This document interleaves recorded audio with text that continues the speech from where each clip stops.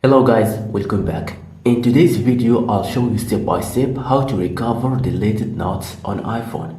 If you enjoy this content, make sure to like, subscribe, and let's get started. So first guys, let's go to notes, and here I will create a new notes for demonstration. For example, test 2 and done. Perfect. Now guys, if for example if I delete this one, and now how I can recover it? Very easy.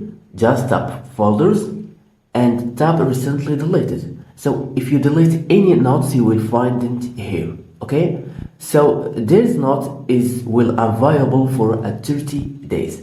After this time, the notes will be deleted permanently. Okay, so here if you want to recover any notes, just press and hold it and tap move and tap notes, and as you can see here we will recover it. So if we come back to notes again, you will find your recovery deleted notes. So this is how you can recover deleted notes for easy. Thank you so much for watching me. If you found this video helpful, please give it a thumbs up and see you to the next video.